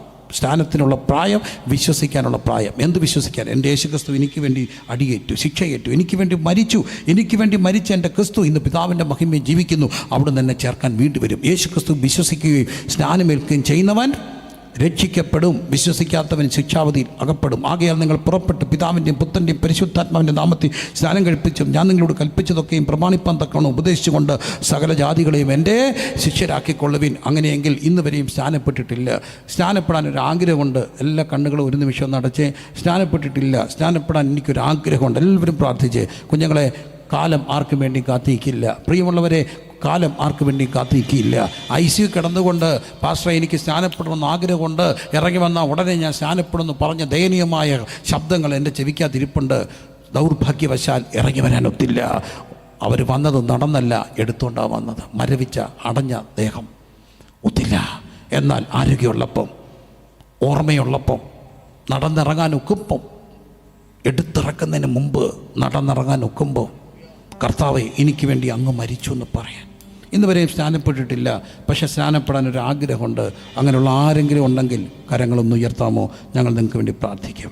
ഞാൻ സ്നാനപ്പെട്ടിട്ടില്ല, പക്ഷേ സ്നാനപ്പെടാൻ നിങ്ങളുടെ പ്രായം, സ്നാനപ്പെടാനുള്ള കർത്താവ് ആ സഹോദരി അനുഗ്രഹിക്കട്ടെ. യേശുവിൻ്റെ നാമത്തിൽ ആ സഹോദരി അനുഗ്രഹിക്കപ്പെടട്ടെ. കർത്താവിൻ്റെ കരം കൂടെ ഇരിക്കട്ടെ. ആരെങ്കിലും ഇനിയും സ്നാനപ്പെടാൻ താല്പര്യമുള്ളവർ കരങ്ങളെ ശരിക്കും ഉയർത്തണം. പരസ്യമായി ഉയർത്തിയ ഒരു ഗുണമുണ്ട്. സഹോദര കുഞ്ഞിനെ ദൈവം അനുഗ്രഹിക്കട്ടെ. കർത്താവ് നിന്നെ അനുഗ്രഹിക്കട്ടെ. കുഞ്ഞെ നിന്നെ അനുഗ്രഹിക്കട്ടെ. ഇനി ആരെങ്കിലും കുഞ്ഞുങ്ങളെ ദൈവം അനുഗ്രഹിക്കട്ടെ. യേശുവിൻ്റെ നാമത്തിൽ ഈ മക്കൾ അനുഗ്രഹിക്കപ്പെടട്ടെ. ഹല്ലേലൂയ. അങ്ങനെയുള്ളവരൊന്ന് ധൈര്യമായിട്ട്, നിങ്ങൾക്ക് ബുദ്ധിമുട്ടില്ലെങ്കിൽ ഒന്ന് എഴുന്നേറ്റ് നിന്നേ. അവരെ കാണിക്കണമെന്നില്ല മക്കളെ, മനെ അവരെ കാണിക്കണമെന്നില്ല. അതൊരു രഹസ്യമല്ലേ, അവരെ കാണിക്കണമെന്നില്ല. സ്നാനപ്പെടണമെന്ന് ആഗ്രഹമുള്ളവർ ഒന്ന് എഴുന്നേറ്റ് നിന്നാട്ടോ. ഞങ്ങൾ നിങ്ങൾക്ക് വേണ്ടി പ്രാർത്ഥിക്കാൻ പോകുക. ഈ ദിവസങ്ങൾ അനേകർ സ്നാനപ്പെടുമെന്ന് കർത്താവിൻ്റെ ആത്മാവിനോട് പറഞ്ഞു. അതിനകത്ത് പ്രിയമുള്ളവരെ ദൈവത്തിൻ്റെ വലിയൊരു നിയോഗമുണ്ട്. സ്നാനപ്പെടാൻ താല്പര്യമുള്ളവർ എഴുന്നേറ്റ് നിന്നാട്ട് ഞങ്ങൾ നിങ്ങൾക്ക് വേണ്ടി പ്രാർത്ഥിക്കാൻ പോകുക. പാനം ചെയ്യുവാൻ കഷ്ടതയിൽ പാനപാത്രം അവൻ കൂടെ സ്നാനമേൽപ്പാൻ കൃപ നൽകി പ്രീതിയായവേ. പാനം ചെയ്യുവാൻ കഷ്ടതയിൽ പാനപാത്രം അവൻ കൂടെ സ്നാനമേൽപ്പാൻ കൃപ നൽകി പ്രീതിയായവേ. മരിച്ചു താൻ കല്ലറയിൽ അടക്കപ്പെട്ടവൻ കൂടെ, മരിച്ചു താൻ കല്ലറയിൽ അടക്കപ്പെട്ടവൻ കൂടെ മഹത്വമായി ജീവിച്ചിട മഹിമയിനാവിയാലെ പാടും ഞാൻ പരമേശ്വരോ സദാ. എൻ്റെ പാപമെല്ലാം പോക്കിയതാൽ പാടും ഞാൻ പരമേശ്വരോ സദാ. പിതാവേ, മക്കൾക്ക് വേണ്ടി ഞാൻ പ്രാർത്ഥിക്കുന്നു യേശുവിൻ്റെ നാമത്തിൽ. ഇന്ന് വചനം കേട്ട് കർത്താവിൻ്റെ സന്ധിയിൽ ധൈര്യത്തോടെ എഴുന്നേറ്റ് നിൽക്കുന്ന ഈ പൊന്നോമന മക്കളെ പിതാവിൻ്റെയും പുത്രൻ്റെയും പരിശുദ്ധ റൂഹായുടെ നാമത്തിൽ ഞങ്ങൾ സഭ ചേർന്ന്, ദൈവമക്കൾ ചേർന്ന്, മാതാപിതാക്കൾ ചേർന്ന് അനുഗ്രഹിച്ച് പ്രാർത്ഥിക്കുമ്പോൾ എത്രയും പെട്ടെന്ന് കർത്താവിനോട് ചേർന്ന് ജീവൻ്റെ പുതുക്കത്തിൽ നടക്കാനുള്ള കൃപ ഇവിടെ മേൽ പകർന്നാട്ട് യേശു കർത്താവിൻ്റെ നാമത്തിൽ തന്നെ. ആമേൻ. കരങ്ങൾ ഉയർത്തി എല്ലാം ദൈവത്തിന് സ്തോത്രം ചെയ്താട്ട്. മൂന്നാമത് സ്നാനം. 2, യേശു ക്രിസ്തുവിൻ്റെ നാമത്തിൽ സ്നാനമേൽക്കണം, മാനസാന്തരപ്പെടണം, സ്നാനപ്പെടണം. 3, എന്നാൽ പരിശുദ്ധാത്മാവ് എന്ന എന്ത് ലഭിക്കും? ദാനം ലഭിക്കും. 3, പരിശുദ്ധാത്മാവിനെ പ്രാപിക്കണം. അതുകൊണ്ടാണ് അപ്പോസ്തല പ്രവൃത്തി 19 പൗലോസ് ചോദിക്കുന്നു, എഫെസോസിൽ ചെന്നപ്പോൾ നിങ്ങൾ വിശ്വസിച്ചിട്ട് പരിശുദ്ധാത്മാവിനെ പ്രാപിച്ചു. ഉടനെ അവർ പറയുന്ന ഒരു കാര്യമുണ്ട്, പരിശുദ്ധാത്മാവെന്ന് പറയുന്നത് ഞങ്ങൾ എന്ത് പോലും ഇല്ല, കേട്ടിട്ട് പോലും ഇല്ല. അപ്പം ചോദിക്കുന്നു, നിങ്ങളുടെ സ്നാനം എന്താണ്? എന്തുകൊണ്ടാണ് അങ്ങനെ ചോദിക്കാൻ കാര്യം? പിതാവിൻ്റെയും പുത്രൻ്റെയും പരിശുദ്ധാത്മാവിൻ്റെ നാമത്തിൽ സ്നാനമേറ്റെങ്കിൽ കുറഞ്ഞത് പരിശുദ്ധാത്മാവെന്ന് കേൾക്കത്തില്ലേ? അവർ കേട്ടിട്ടില്ല. പക്ഷേ പൗലോസ് അവിടെ മേൽ കൈവച്ചപ്പോൾ അവിടെ മേൽ പരിശുദ്ധാത്മാവ് വന്നു. അവർ എല്ലാവരും ആത്മാവ് നിറഞ്ഞ് അന്യഭാഷകളിൽ ദൈവത്തെ എന്ത് ചെയ്യാൻ തുടങ്ങി? സ്തുതിക്കാൻ തുടങ്ങി. വിശ്വസിച്ചവർ പ്രിയമുള്ളവരെ പരിശുദ്ധാത്മാവിനെ പ്രാപിക്കണം. ഈ ദിവസങ്ങളിൽ പരിശുദ്ധാത്മാവിനെ പ്രാപിക്കണം. ആത്മസ്നാനം അന്യഭാഷ അടയാളത്തോടെ പ്രാപിക്കണം. അന്യഭാഷ പലർക്കും ഒരു അരോചകരമാണ്. ഞാൻ എല്ലാവരും പറയാറുണ്ട്, സത്യമല്ലേ? ഞങ്ങളുടെ സമൂഹം ഞങ്ങളുടെ കൂട്ടർ സമൂഹത്തിന് എന്താ ദോഷം ചെയ്യുന്നത്? ഞങ്ങൾ ആരെങ്കിലും തല്ലാറുണ്ടോ? ഞങ്ങൾ അടിതട പഠിക്കാറുണ്ടോ? ഞങ്ങൾ കലാപത്തിന് ആഹ്വാനം കൊടുക്കാറുണ്ടോ? ഞങ്ങൾ വണ്ടി തടയാറുണ്ടോ? ഞങ്ങൾ മറ്റുള്ളവരെ ഉപദ്രവിക്കാറുണ്ടോ? ഞങ്ങൾ നിർബന്ധമാതങ്ങൾ ചെയ്യാറുണ്ടോ? ഇല്ല. പിന്നെ നിങ്ങൾക്കുള്ള ഞങ്ങളെക്കുറിച്ചുള്ള ഏക ശല്യം ഞങ്ങളുടെ ശബ്ദം കൂടുതലാണെന്നല്ലേ ഉള്ളൂ. വേറെ എന്തെങ്കിലും ശല്യമുണ്ടോ? ഇല്ല. പക്ഷേ നിങ്ങളുടെ അറിവിലേക്ക് ഞങ്ങൾ പറയുന്നു, ഞങ്ങളുടെ പിള്ളേരെല്ലാം മിടുക്കരാണ്, അവർ പഠിക്കുന്നുണ്ട്, UK പോകുന്നുണ്ട്, അമേരിക്ക പോകുന്നുണ്ട്. എല്ലാ പിള്ളേരും UK പോയ സഭയ്ക്ക് ഓരോ AC മേടിച്ചു കൊടുക്കണം. AC മേടിച്ചു കൊടുക്കുന്നത് എന്തിനാണെന്നറിയാമോ? തണുത്തിരിക്കാനല്ല. കഥകളെല്ലാം അടച്ചിട്ട് ഞങ്ങൾക്ക് അങ്ങ് കൈയടിച്ച് അങ്ങ് ആരാധിക്കണം. ആരുടെയും ശബ്ദത്തെ പേടിക്കാതെ, ആരെയും പേടിക്കാതെ, ആർക്കും ശല്യമില്ലാതെ ഒന്ന് കൈയടി. ഇപ്പം മിക്ക ഓളും അങ്ങനെ ആകുക. എനിക്കങ്ങ് സന്തോഷമാണ്. അപ്പം ഞങ്ങൾ അതിനകത്ത് കിടന്ന് തുള്ളിച്ചാടി ദൈവത്തെ ആരാധിക്കുക. ശബ്ദമെന്നുള്ളത് ഒഴിച്ചാൽ ഞങ്ങൾ എന്തെങ്കിലും ശല്യം ഏതെങ്കിലും സമൂഹത്തിൽ ചെയ്യുന്നുണ്ടോ? ഉണ്ടെങ്കിൽ പറ. ഉണ്ടോ? ഞങ്ങൾ മദ്യപിക്കാൻ പറയുന്നുണ്ടോ? ഞങ്ങൾ ലഹരി വിൽക്കാൻ പറയുന്നുണ്ടോ? ഞങ്ങളുടെ ആരാധന ആലയങ്ങൾ കലാപ കേന്ദ്രങ്ങളായി മാറുന്നുണ്ടോ? ഞങ്ങൾ ദ്രോഹ കുറ്റങ്ങൾ ചെയ്യാറുണ്ടോ? ഞങ്ങൾ രാജ്യത്തിനെതിരെ പ്രസംഗിക്കാറുണ്ടോ? ഇല്ല. ഞങ്ങളുടെ ഏക ശല്യം നിങ്ങൾക്ക് ഞങ്ങളെ കൊണ്ടുള്ളത് ഞങ്ങളുടെ ശബ്ദം ഇച്ചിരി ഉയർന്നു പോകുന്നതാ. ക്ഷമിക്കണേ പ്രിയരെ, അകത്ത് കിടക്കുന്ന തിളച്ചിൽ കൊണ്ട് അറിയാതൊന്ന് ഉയർന്നു പോകുന്നതാ. Hallelujah, hallelujah. കരങ്ങളടിച്ച് ദൈവത്തെ ഒന്ന് സ്തുതിച്ചാട്ട്. ഏറ്റവും ശ്രേഷ്ഠനും മാന്യനും പണ്ഡിതനുമായിരുന്ന യോഗീവരനായിരുന്ന ഗുരു നിത്യ ചൈതന്യ യതി. ഞാൻ വളരെ ചെറുപ്പത്തിൽ ആ പേപ്പർ കട്ടിങ് എൻ്റെ ഇരിപ്പുണ്ടായിരുന്നു, പക്ഷേ ഇപ്പം എൻ്റെ കയ്യിലില്ല. യതി ഒരിക്കൽ എഴുതിയ ഒരു കട്ടിങ് അതെൻ്റെ ഞാൻ സൂക്ഷിച്ച് വെച്ചിട്ടുണ്ടായിരുന്നു, ഇന്നും എൻ്റെ കയ്യിലില്ല. അപ്പോൾ അദ്ദേഹം പറഞ്ഞ ഇപ്പോഴും എൻ്റെ മനസ്സിരിപ്പുണ്ട്. അദ്ദേഹം ഒരു യാത്രയിൽ ഒരു പെന്തക്കോസ് ഹോളിൻ്റെ പുറകിൽ പോയിരുന്നിട്ട് അദ്ദേഹം പറയുകയാണ്, അദ്ദേഹം പോയിരുന്ന് ശ്രദ്ധിച്ചു. പക്ഷേ പാട്ട് പാടുന്നു അവർ. ഏറ്റവും ഒടുവിൽ അവർ എന്തൊക്കെയോ ഭാഷകൾ സംസാരിക്കുന്നു. അവർ കണ്ണുകൾ അടയ്ക്കുന്നു. അവർ അദൃശ്യമായ എന്തിനോടോ അറിയാത്ത ഭാഷയിൽ സംസാരിക്കുന്നു. അടുത്ത വരികൾ എഴുതുകയാണ്. അവരെന്ത് സംസാരിച്ചു എന്ന് എനിക്ക് മനസ്സിലായില്ലെങ്കിലും അദൃശ്യമായ എന്തിനോടോ അവർ സംവാദിക്കുന്നത് പോലെ എനിക്ക് അനുഭവപ്പെട്ടു എന്ന് മഹാനായ ആ മനുഷ്യൻ എഴുതിയെങ്കിൽ ഇന്ന് രാത്രി ഞങ്ങൾ ആകാശത്തേക്ക് നോക്കി മുഷ്ടിയുദ്ധം ചെയ്യുകയല്ല. അന്യഭാഷയിൽ സംസാരിക്കുന്നവൻ മനുഷ്യരോടല്ല, ദൈവത്തോടത്രയും സംസാരിക്കുന്നു. അവർ ആത്മാവിൽ മർമ്മങ്ങളെ സംസാരിക്കുന്നു. അതാരും തിരിച്ചറിയുന്നില്ല. അതുകൊണ്ട് ആരെക്കാൾ അധികം ഞാൻ അന്യഭാഷകളിൽ സംസാരിക്കുന്നത് കൊണ്ട് ഞാൻ ദൈവത്തിന് സ്തോത്രം ചെയ്യുന്നുവെന്ന് അപ്പോസ്തലനായ പൗലോസ് 1 കൊരിന്ത്യർ 14 പറയുന്നു. അങ്ങനെയെങ്കിൽ എന്ത് പ്രാപിക്കണം? പരിശുദ്ധാത്മാവിനെ പ്രാപിക്കണം. 3 ഞാൻ വേഗത്തിൽ പോവുകയാണ്. 3 പരിശുദ്ധാത്മാവിനെ പ്രാപിക്കണം. 4 ഈ വക്രതയും കോട്ടവുമുള്ള തലമുറയിൽ നിന്ന് എന്ത് ചെയ്യണം? വേർപെടണം. പറഞ്ഞ് രക്ഷിക്കപ്പെട്ടവർ, സ്നാനപ്പെട്ടവർ, പരിശുദ്ധാത്മാവിനെ പ്രാപിച്ചവർ എന്ത് ചെയ്യണം? വേർപാട് ആചരിക്കണം. ഉറക്കെ പറഞ്ഞ് എന്താചരിക്കണം? മക്കളെ, രക്ഷിക്കപ്പെട്ടതുകൊണ്ട് ഒരു കുഴപ്പമുണ്ട് കേട്ടോ. തോന്നിയതുപോലെ നടക്കാൻ ഒക്കുവോ? ഇല്ല. ഒക്കുവോ? ഇല്ല. 2 കഥകൾ ഞാൻ സാധാരണ പറയാറുണ്ട്. ഒന്ന്, എൻ്റെ ഒരു സുഹൃത്തുണ്ട്. അദ്ദേഹം നല്ലപോലെ മദ്യപിക്കും. മദ്യപിച്ച് സ്നേഹം കൂടിയ പുള്ളിയെ എന്നെ അളിയ എന്നാണ് വിളിക്കുക. ഭയങ്കര സ്നേഹമാണ് ഈ അളിയന്. ഒരു ദിവസം അളിയൻ എന്നെ വിളിച്ചു, അളിയനെ വിടാ. ഞാൻ പറഞ്ഞു, ഇപ്പോൾ എന്നാ കാര്യം? അളിയൻ അത്യാവശ്യമായിട്ട് ഞങ്ങളുടെ ടൗണ് ഇട്ടിപ്പാറയുന്ന അവിടെ വരെ വരണം. ഞാൻ പറഞ്ഞു, വരത്തില്ല, എനിക്ക് മെനക്കെടാൻ നേരമില്ല, മനുഷ്യനെ മെനക്കെടത് എന്നെ അളിയാ കാര്യം. അളിയൻ പറഞ്ഞു, എൻ്റെ അളിയൻ വന്നേ ഒക്കത്തുള്ളൂ. ഞാൻ ചോദിച്ചു, കാര്യം എന്താണെന്ന് പറയാം. അളിയ നിങ്ങളുടെ സഭയിൽ വരുന്ന ഇന്നാര് ഇപ്പോൾ ബിവറേജ് കോർപ്പറേഷന് മുമ്പിൽ കുപ്പി മേടിക്കാൻ ക്യൂ നിൽപ്പുണ്ട്. ആണോ? ഞാൻ പറഞ്ഞു, എന്നാൽ ഞാൻ ഇപ്പം വന്നേക്കാം. അവൻ എന്നെ കാണുമ്പോൾ അങ്ങ് പിന്നെ വരത്തില്ലല്ലോ. ഒന്നീ ഗുണപ്പെടും, അല്ല വരത്തില്ല. ഞാൻ വരാം. ഞാൻ ചോദിച്ചു, അളിയൻ എവിടെ നിൽക്കുന്നത്? അളിയൻ പറഞ്ഞു, ആ ക്യൂവിൽ അവൻ്റെ പുറകിൽ ഞാൻ നിൽപ്പുണ്ട്. അപ്പോൾ അളിയൻ പറയുന്നൊരു കാര്യമുണ്ട്, എനിക്കിവിടെ നിൽക്കാം, പക്ഷേ നീ ഇവിടെ എന്ത് ചെയ്യരുത്? നിൽക്കരുത്. കാരണം നീ ആരാ? വേർപെട്ടവനാ. എല്ലാവരും പറഞ്ഞ് എന്ത് ചെയ്തവരാ? വേർപെട്ട. രണ്ടാമതൊരു ഉദാഹരണം പറയാം. അത് ഞാൻ കേട്ടത് മഞ്ഞളിയച്ചൻ എന്ന് പറഞ്ഞ അച്ഛൻ്റെ ഒരു കഥയെന്നാണ്. മഞ്ഞളിയച്ചൻ കരിസ്മാറ്റിക് പ്രീച്ചറാണ്, നല്ല അച്ഛനാ. അച്ഛൻ്റെ ഒരു കഥ കേട്ട്. അച്ഛൻ ഈ മറൈൻ ഡ്രൈവിൽ നടക്കാൻ പോയി. ഞാൻ പിള്ളേരോടെല്ലാം പറയാറുണ്ട്, മറൈൻ ഡ്രൈവിൽ നടക്കാൻ പോയി. കേട്ടിട്ടുണ്ടോ കഥ? മറൈൻ ഡ്രൈവിൽ നടക്കാൻ പോയപ്പോൾ അച്ഛൻ ഇങ്ങനെ നടക്കുകയാണ്. നടന്നപ്പം ഒരു ചെറുക്കൻ അച്ഛനെ കുയി എന്ന് വിളിച്ചു. അച്ഛൻ തിരിച്ചു പോയി ദേഷ്യപ്പെട്ട്. അവിടെ ചെന്നപ്പോൾ അച്ഛന്മാരിങ്ങനെ ഇരിക്കുക. വല്യച്ഛനോട് ഈ പുള്ളി ഈ കഥ പറഞ്ഞു. ഒരു കൊച്ചൻ എന്നെ കൂയിന്ന് വിളിച്ചെന്ന്. അപ്പോൾ ഈ വല്യച്ഛൻ ചോദിച്ചെന്ന്, കൊഞ്ഞളിയെ, നീ എന്തിനാ അവിടെ നടക്കാൻ പോയി? അപ്പം പറഞ്ഞു, ഞാൻ കാറ്റ് കൊള്ളാൻ പോയ. അപ്പം വല്യച്ഛൻ മഞ്ഞോട് പറഞ്ഞു, മോനെ, എല്ലാ കാറ്റും നമുക്ക് കൊള്ളാൻ പറ്റില്ല. രക്ഷിക്കപ്പെട്ടാണ് മക്കളെ. എന്താചരിക്കണം? വേർപാട്. എല്ലാവരും പറഞ്ഞേ എന്താചരിക്കണം? വേർപാട്. ഒന്നുകൂടെ പറഞ്ഞേ എന്താചരിക്കണം? വേർപാട്. ഒന്നുകൂടെ പറഞ്ഞു. അടുത്തിരിക്കുന്ന ആളുടെ കയ്യെ പിടിച്ചെന്ന് പറഞ്ഞാൽ വേർപാട്. ഇന്നാരും വേർപാട് പറയാറില്ല, പേടിയാ. പക്ഷേ രക്ഷിക്കപ്പെട്ടവർ, സ്നാനപ്പെട്ടവർ, പരിശുദ്ധാത്മ സ്നാനം പ്രാപിച്ചവർ എന്താചരിക്കണം? വേർപാട് ആചരിക്കണം. വേർപാട് എന്ത്? ഇങ്ങനെ ഡൂസ് ആൻഡ് ഡോൺസ് അല്ല. മനസാക്ഷിയോട് ചോദിക്കണം, ദൈവം പറഞ്ഞു തരും. നമ്മൾ എന്ത് ചെയ്തവരാ? ഉറക്കെ പറഞ്ഞേ, എന്ത് ചെയ്തവരാ?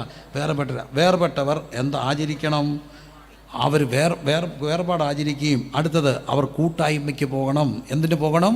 കൂട്ടായ്മയ്ക്ക് പോകണം. ഉറക്കെ പറഞ്ഞ് എന്തിന് പോകണം? കൂട്ടായ്മയ്ക്ക് പോകണം. എൻ്റെ അമ്മയ്ക്ക് 7 സഹോദരങ്ങളാണ്. 4 പേരുടെ, അമ്മ മൂന്നാമത്തെ. അത് കഴിഞ്ഞ് 4 പേരുടെ കല്യാണം നടന്നു. ഒറ്റ കല്യാണത്തിന് അമ്മ കൂടിയില്ല. എന്താ കാര്യം ചോദിച്ചാൽ, അവർ യാക്കോബക്കാരായതുകൊണ്ട് എല്ലാ കല്യാണം ഞായറാഴ്ചയായിരുന്നു. ഞായറാഴ്ച കല്യാണത്തിന് പോത്തില്ലായിരുന്നു. എന്തിന് വില കൊടുത്തു? കൂട്ടായ്മ. എനിക്കിപ്പോഴും ഓർമ്മയുണ്ട്, ICUന്ന് ഇറങ്ങിക്കഴിഞ്ഞ് തീരെ വയ്യാത്തപ്പോഴും ഡോക്ടറുടെ കയ്യേക്കാലെ പിടിച്ച് നൈറ്റി ഇട്ട് കയ്യെ ഇട്ട് ആരാധനയ്ക്ക് വന്നിരിക്കുന്ന അമ്മ. എന്തുകൊണ്ടാണ്? ആരാധനയുടെ പ്രാധാന്യം അറിഞ്ഞതുകൊണ്ടാണ്. അതുകൊണ്ട് എന്തിനു പോകണം? ആരാധന മുടക്കരുത്. അനുഗ്രഹിക്കപ്പെട്ടൊരു കുടുംബത്തിൽ ഞാൻ താമസിച്ചു. നല്ല മക്കൾ, മെഡിസിനൊക്കെ പഠിക്കുക, മിടുക്കരായി അനുഗ്രഹിക്കപ്പെട്ട മക്കൾ. ഇറങ്ങിയപ്പോൾ ഞാൻ അമ്മയോട് പറഞ്ഞു, നിങ്ങൾ ഭാഗ്യമുള്ളവരാ, നല്ല മക്കളല്ലേ. ഈ അമ്മ കരഞ്ഞുകൊണ്ട് എന്നോട് പറഞ്ഞു, പാസ്റ്ററെ, ഞങ്ങൾ അതിനൊന്നും യോഗ്യരല്ല. എന്തെങ്കിലും യോഗ്യത ഉണ്ടെങ്കിൽ ഞങ്ങൾ ജോലിയുടെ ബന്ധത്തിൽ പലയിടത്ത് താമസിച്ചു. എവിടെ താമസിച്ചിട്ടുണ്ടോ അവിടുത്തെ ആരാധനയ്ക്ക് ആദ്യം പോകുന്ന ഞങ്ങളായിരിക്കും. ഏറ്റവും താമസിച്ച് വരുന്ന ഞങ്ങളായിരിക്കും. ഞങ്ങൾ ചെന്നിട്ട് പായൊക്കെ ഇടുന്ന ഒരു പരാതിയില്ല, ഞങ്ങളായിരിക്കും ആദ്യം പോകുന്നത്. ആദ്യം ആരാധനയ്ക്ക് പോയ ഞങ്ങളെ ദൈവം അനുഗ്രഹിച്ചു. കരങ്ങളടിച്ച് ദൈവത്തെ ഒന്ന് സ്തുതിച്ച് ആരാധനയ്ക്ക് പോകണം. എപ്പം പോകണം? നേരത്തെ പോകണം. എന്തും മുടക്കരുത്. കൂട്ടായ്മ. പിള്ളേരൊക്കെ പഠിക്കാൻ എവിടെ പോയാലും എന്ത് മുടക്കരുത്? കൂട്ടായ്മ മുടക്കരുത്. അവർ കൂട്ടായ്മ ആചരിച്ചു. അടുത്തത് അവരെന്ത് കഴിച്ച്?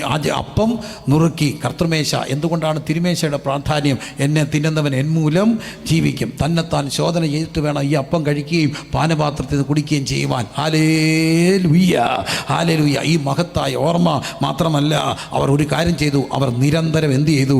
പ്രാർത്ഥിച്ചു. എല്ലാവരും പറഞ്ഞ് നിരന്തരം എന്ത് ചെയ്തു? പ്രാർത്ഥിച്ചാൽ ഭയങ്കര അത്ഭുതം നടക്കുമെന്ന് വിശ്വസിക്കുന്നത് സ്തോത്രം ചെയ്തേ. എന്നെ അവസാനിപ്പിക്കുക. പ്രാർത്ഥിച്ച അത്ഭുതം നടക്കുമോ? പറ. ഈ അടുത്തിടയ്ക്ക് കോവിഡിൻ്റെ സമയത്ത് ഒത്തിരി കാര്യങ്ങൾക്ക് ഞാൻ സാക്ഷ്യം വഹിച്ചു. അതിലൊരു സാക്ഷി ഇതായിരുന്നു. അദ്ദേഹത്തിൻ്റെ മകനെ ഇന്ന് ഞാൻ അവിടെ കൂട്ടായ്മയിൽ പങ്കുചേരുവാൻ സൂമിലൂടെ ഇടയായി. ആ പിതാവ് ഒരു ഗവൺമെൻറ് ഓഫീഷ്യലായിരുന്നു. ആ ദാസൻ, പ്രിയമുള്ളവരെ, കോവിഡായി, അദ്ദേഹം സീരിയസ് ആയി. മധ്യ തിരുവിതാംകൂറിലെ പ്രശസ്തമായ ഹോസ്പിറ്റലിൽ വെന്റിലേറ്ററിൽ കിടക്കുക, മരിച്ചു എന്നറിയുകയാണ്. അപ്പം ഞങ്ങളിങ്ങനെ ആ കോവിഡിൻ്റെ സമയത്ത് പവർ വിഷന് നിരന്തര ശുശ്രൂഷ നടക്കുക. അപ്പം ദൈവാത്മാവ് പറഞ്ഞു, ദൈവാത്മാവ് പറയുന്ന നിയോഗത്തിനനുസരിച്ച് പോകുക, മുട്ടുകുത്തി ഞങ്ങളെല്ലാവരും കൂടെ പ്രാർത്ഥിക്കുക. അങ്ങനെ പ്രാർത്ഥിക്കുമ്പോൾ ഓരോരുത്തർ ഫോണിൽ വിളിക്കും, ലൈവിലൂടെ ഇത് പോവുകയാണ്. ഓരോരുത്തർ ഫോണിൽ വിളിക്കും, പ്രയർ ലൈനിൽ വിളിക്കും, പ്രാർത്ഥിക്കണേ. പ്രയർ ലൈനിൽ വരുന്ന പ്രാർത്ഥനാ വിഷയങ്ങൾ ഞങ്ങളുടെ കൈകളിൽ പേപ്പറുകളായി എത്തും. അത് പറഞ്ഞ് ഞങ്ങൾ പ്രാർത്ഥിച്ചുകൊണ്ടേയിരിക്കും. അങ്ങനെ പ്രാർത്ഥന നടക്കുമ്പോൾ ഈ മനുഷ്യൻ, ഈ പിതാവിൻ്റെ കാര്യവും വന്നു. അദ്ദേഹം വെന്റിലേറ്ററാണ്, മരിച്ചു, സീരിയസ് ആണെന്നുള്ള വാർത്ത കേൾക്കുക. പ്രാർത്ഥിച്ചു. ഞങ്ങൾ അദ്ദേഹത്തിന് വേണ്ടി ശക്തമായി പ്രാർത്ഥിക്കുക. ഒരു ഭയങ്കര നിഗൂഢമായ ഒരു മിസ്റ്റീരിയസ് എക്സ്പീരിയൻസ് ഉണ്ടായി അദ്ദേഹത്തിന്. അദ്ദേഹം സീരിയസ് ആണെന്ന് അറിയുന്നു, മരിച്ചു എന്നുള്ള വാർത്ത വരുന്നു. ഇതെല്ലാം അറിയാതെ ഞങ്ങൾ ഇദ്ദേഹത്തിന് വേണ്ടി പ്രാർത്ഥിക്കുകയാണ്. ആ സമയത്ത് അദ്ദേഹം മരിച്ചു എന്ന് ഡിക്ലറേഷൻ ഏകദേശം വരുന്നു. അദ്ദേഹത്തിനൊരു അനുഭവം ഉണ്ടായി, അദ്ദേഹത്തിൻ്റെ വ്യക്തിപരമായൊരു അനുഭവം. അദ്ദേഹം വന്ന് സാക്ഷ്യം പറഞ്ഞതാണ് പരസ്യമായി. അദ്ദേഹം മരിച്ചു. അദ്ദേഹം കാണുകയാണ് തൻ്റെ ആത്മാവ് ശരീരം വിട്ടുപോയി. അദ്ദേഹം മേളിൽ ഇങ്ങനെ ശരീരത്തിന് പുറത്ത് വന്നു. എന്നിട്ടോ തൻ്റെ പുള്ളി കാണുകയാണ് തൻ്റെ ബോഡി അവരെടുക്കുന്നു, റെഡിയാക്കുന്നു, പെട്ടിക്കകത്ത് വെക്കുന്നു, ആംബുലൻസ് കയറ്റുന്നു, വീട്ടിലോട്ട് കൊണ്ടുപോകുന്നു. എന്നിട്ട് ഇദ്ദേഹം ഇതിൻ്റെ ബോഡിക്ക് പുറത്ത് നിന്ന് കാണുക, പുള്ളി മരിച്ചു എന്നുള്ള വാർത്ത തരിക. എന്നിട്ടോ വീടിൻ്റെ മുറ്റത്ത് ഇറക്കിട്ട് ബോഡി എടുത്തുകൊണ്ട് പോകുമ്പം വീട്ടിലോട്ട് കൊണ്ടുപോകുമ്പം കയറ്റുന്നില്ല. കുറേ ഉപദേശിമാർ മുട്ടുകുത്തി ഇങ്ങനെ ബ്ലോക്ക് ചെയ്ത് നിൽക്കുക, കൈ ഉയർത്തി മുട്ടുകുത്തി നിൽക്കുന്നു. പുള്ളി കാണുകയാണ് ഈ ശവത്തിൻ്റെ മേളിൽ നിന്നുണ്ട്. എന്ത് ചെയ്താൽ കയറ്റി വിടുന്നില്ല. അപ്പം പോകുന്നവരെ കയറ്റാൻ പോയിട്ട് ഇവർ സമ്മതിക്കുന്നില്ല. അങ്ങനെ നിൽക്കുമ്പോൾ അതിനകത്തിരുന്നൊരു ഉപദേശി, മുണ്ടെടുത്തൊരു ഉപദേശി മടക്കി അങ്ങോട്ട് കുത്തി ചാടി ഒരൊറ്റ തൊഴി വെച്ച് കൊടുത്ത് പെട്ടി കയ്യിൽ നിന്ന് താഴെ വീണു. ഇയാളങ്ങ് ജീവിച്ചു. ഇയാൾ വന്ന് സാക്ഷ്യം പറഞ്ഞ്. അപ്പം ഞാൻ ചോദിച്ചു, ഏത് ഉപദേശിയാണ് ചാടി അടിച്ചത്? എൻ്റെ പ്രിൻസിപ്പാളെ പാസ്സല്ലേ, മുണ്ടൊക്കെ മടക്കി കുത്തി ഒരൊറ്റ അടിയായിരുന്നു. ആ ഒറ്റ അടിക്ക് സാധനം താഴെ പോയി. അപ്പോൾ എനിക്കൊരു കാര്യം കിട്ടിയിട്ട്, നമ്മൾ ഇവിടെ നിന്ന് മുട്ടുകുത്തി പ്രാർത്ഥിച്ചപ്പോൾ ആട്ടി ഐശ്വര്യം കിട്ടി. കണ്ടോ, ഇതാണ് പ്രാർത്ഥനയുടെ ശക്തി. അങ്ങനെയെങ്കിൽ ഇന്ന് രാത്രി ദൈവജനം പ്രാർത്ഥിച്ചാൽ അത്ഭുത സൗഖ്യങ്ങളുണ്ടാകും. ഇവിടെ മാത്രമല്ല, ദൂരെ ഉണ്ടാകും. നിങ്ങൾ വിശ്വസിക്കുന്നുണ്ടോ? എങ്ങനെ പ്രാർത്ഥിക്കാം? കരമുയർത്തി പ്രാർത്ഥിക്കാം. മോശ അമാലിയയ്ക്ക് ശക്തികൾ വന്നപ്പോൾ എങ്ങനെ പ്രാർത്ഥിച്ചു? കൈ ഉയർത്തി പ്രാർത്ഥിച്ചു. അമാലിയക്കർ ജഡമാണ്, പിശാചിനെ സാത്താനെ കാണിക്കുന്ന ഒരു സിംബോളിക്കാണ്. അങ്ങനെയെങ്കിൽ മോശ കൈ ഉയർത്തി പ്രാർത്ഥിച്ചെങ്കിൽ അമാലിയക്കർ തോറ്റു. ഹല്ലേലൂയ. പത്രോസ് മുട്ടുകുത്തി പ്രാർത്ഥിച്ചിട്ട് തബീതയുടെ നേരെ തിരിഞ്ഞു. തബീത മരിച്ചു കിടക്കുക. തബീത എഴുന്നേക്കാന്ന് പറഞ്ഞപ്പോൾ ശവം എഴുന്നേറ്റു. മരിച്ചവരെ ഉയർപ്പിക്കാൻ ശക്തിയുള്ളത് പ്രാർത്ഥന. അങ്ങനെയെങ്കിൽ സഭയുടെ പ്രാർത്ഥനയിൽ അത്ഭുതങ്ങൾ നടക്കുക. സഭ സത്യയോടെ പ്രാർത്ഥിച്ചപ്പോൾ നോക്കൂ, അപ്പോസ്തലനെ തടവറയിൽ തൊട്ടു. 1-ാം കാവലും 2-ാം കാവലും പൊട്ടി ഇറങ്ങി പുറത്ത് വന്നു. വീടിൻ്റെ വാതിൽക്ക് വന്ന് മുട്ടി. അവർക്ക് പോലും വിശ്വസിക്കാൻ ഒത്തില്ല. അങ്ങനെയെങ്കിൽ അവിശ്വസനീയമായ അത്ഭുതങ്ങൾ നടക്കാൻ കഴിവുള്ളതാണ് ദൈവജനത്തിൻ്റെ പ്രാർത്ഥന. ഈ രാത്രി ജനം പ്രാർത്ഥിച്ചാട്ട് എല്ലാവരും കരങ്ങൾ ഉയർത്തി ഒരു നിമിഷം പ്രാർത്ഥിച്ച്, ശക്തമായി ഒന്ന് പ്രാർത്ഥിച്ച്, ആ സമയത്ത് രോഗികൾ സുഖപ്പെടട്ടെ. നിങ്ങൾ തന്നെ പ്രാർത്ഥിക്കുക. ഹല്ലേലൂയ. ക്രൂശിൻ്റെ വചനം നശിച്ചു പോകുന്നവർക്ക് പോഷത്വമാ എന്ന സഭയുടെ അടിസ്ഥാന വേദോപദേശങ്ങൾ എനിക്ക് ദൈവം തന്ന കൃപയുടെ ഏറ്റവും ലളിതമായ ഭാഷകളിൽ ഈ എളിയദാസൻ പറഞ്ഞു. നിങ്ങൾക്ക് മനസ്സിലായി എന്ന് ഞാൻ ചിന്തിക്കുകയാണ്. ശ്രദ്ധിച്ചിരുന്നവർക്കൊക്കെ മനസ്സിലായിട്ടുണ്ട്. മനസ്സിലാകാൻ പാകത്തിൽ ഏറ്റവും ലളിതമായി പറഞ്ഞു. അങ്ങനെയെങ്കിൽ ഏറ്റവും ഒടുവിലായിട്ട് പ്രാർത്ഥന കഴിച്ചു പോന്നു. ഈ സമയത്ത് പ്രാർത്ഥിക്കുന്ന സമയത്ത് കർത്താവിൻ്റെ നാമത്തിൽ പ്രാർത്ഥിക്കുമ്പോൾ രോഗികൾ സുഖപ്പെടട്ടെ, ബന്ധനങ്ങൾ അഴിയട്ടെ.